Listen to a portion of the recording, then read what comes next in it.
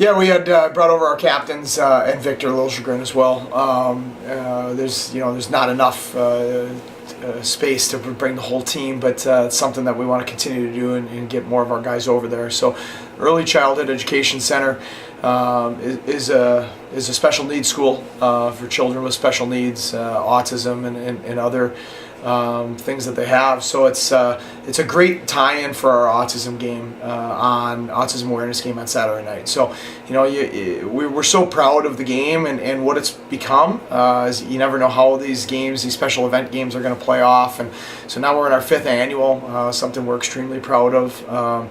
And you always look for ways to grow it. And so we've grown it by wearing jerseys and creating more attention and awareness. We've grown it by raising more funds.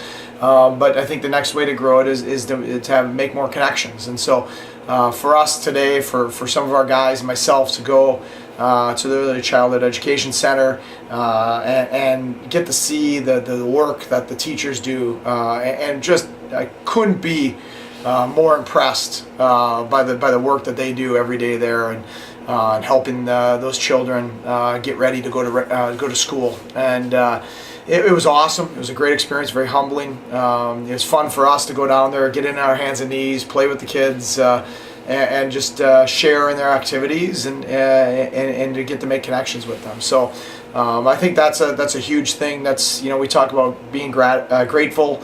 But it's easy to say thank you. It's easy to put a patch on your shoulder or something like that. But this is a way for us to show gratitude in action and connect with our community. For those who haven't been to one of the 4 previous games, what's different about it from a fan standpoint? Well, it's the only, from what we understand, it's the only game of its kind in any major sport. So any major Division I college sport or pro sport that creates a completely autism-friendly game environment. So there's teachers today talking about this. This is the only game that they get to take, whether that's the kids in their school, whether that's their own children, to a major sporting event. Because for some people on the autism spectrum, flashing lights, loud noises like goal horns, pep bands, rock music, things of that nature, can be sensory overload. It can put them in an unstable environment. So we strip all those away, and it's just simply a Division I hockey game between us and our opponent, in this case Dartmouth, where the majority of the noise is simply what you hear on the ice and the whistle, and it creates an environment where all people in our community and their families can enjoy big-time Division I hockey. Moving on to this weekend, and obviously first up Harvard, number 2 in the country. You didn't play them too long ago, just 2 weeks ago. What do you see from that game, and what do you see from them actually coming into the weekend? Well, there's a reason they're number 2 in the country. I mean, they're extremely talented, and I think that anybody that thought it was the Jimmy Vesey show last year was sorely mistaken, and we're realizing that this year. So we saw that in the playoffs last year, how good their underclassmen were, and they have 4 senior forwards, that are just tremendously gifted. Very good goaltending in Merrick Madsen, and the freshman defenseman in Adam Fox, who's one of the most dynamic offensive defensemen in all of college hockey. So they present a lot of different challenges. Real talented offensive group. Number one power play by a landslide. I mean, they're like 33% right now, and I think the second team is 25%. So what I saw a couple weeks ago, we did a lot of good things. We created a lot of scoring chances. We generated a lot. We didn't finish. Madsen played good. We missed some opportunities. They're deadly on the power play. We need to stay out of the penalty box. We need to have a real concerted defensive effort, and we need to not turn pucks over. Deadly in transition and deadly on the power play. So they're going to create offense. We can't give them offense. You give teams offense by face-off goals, by power play opportunities, by easy turnovers that lead to transition the other way. So we need to make sure we're strong in those areas, and then we just need to increase our physical competitiveness on the puck.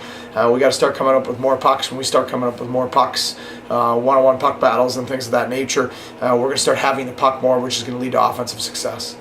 Back at home here, I know league games are obviously important when you're trying to create a team that will be good in the playoffs. What are you kind of stressing during practice to be that team? Right now we're real focused on a couple areas. We are focused on discipline. I thought we took 2 good strides in that direction, and then slipped in the Clarkson game, which was disappointing to see. We're focused on being more of an attack to scoring area shooting team. I thought we played on the perimeter too much in the first, the first part of the season. So we want to attack the scoring area more than we did. We want to get more traffic to the net. We don't want to get more shots to the net. Something, again, we've done 2 of our last 3 games here since break. Weren't as good at in Clarkson. And so those are things that are really important, and we want to continue to increase our willingness to come up with more pucks. One-on-one puck battles, forecheck, being first into pucks on the forecheck, and face-offs. We simply, what we call last season, because we're trying to look at the first half of the season as last season, what we call that, we're not coming up with enough puck battles. We're in the 45% range on that. We're in the 45% range on face-offs, so our opponent simply has the puck too much. Last year, and kind of the hallmark of our team, since 2009-10, when we started getting things going back towards being a national contending team, is being relentlessly hard to play against. Guys like Brutleg and Foss and Kennedy and Palachuk and CJ Lee and Balin and Brock Higgs and Matt Tenardi and down the line into last year, Zach Schrader and Mark Miller and Chris Bradley, like hard to play against, physically committed, block shots, win puck battles, do dirty things that lead to success. We aren't doing those things on a consistent enough basis to give us a chance to win this year. So we need to increase our will in those areas. When we do, we're going to start seeing more success on the scoreboard. And I know it's obviously been a tough time of year, but just talking to some of the guys, it seemed like, especially the upperclassmen, that they know how important it is to kind of keep a positive attitude. What have they kind of done in that area? Well, I think that we lost that a little bit in early December. I think we put ourselves in position to win a ton of games between even Maine, North Dakota, Union, all those games, Yale, St. Lawrence, Clarkson, Ohio State, Arizona State, where we put ourselves in position in the third period, we were tied, had a lead, 1-goal game, etc.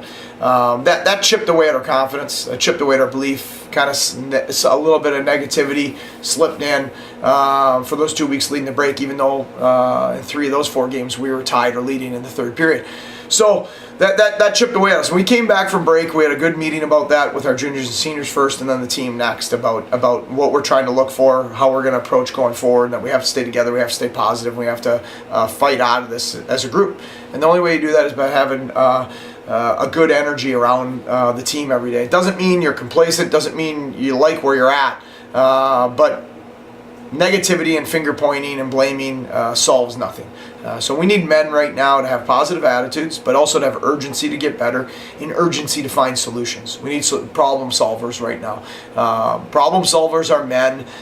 Immature young boys blame people. So let's not be blamers. Let's be problem solvers. Let's be men with positive attitudes and togetherness. And since we got back, I've seen a real uptick in that area.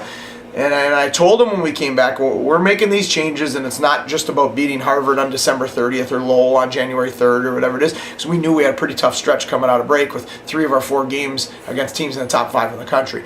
This is to give us the best chance to win down the stretch, give ourselves a chance to win in the playoffs so we can get the Lake Placid and compete for a championship.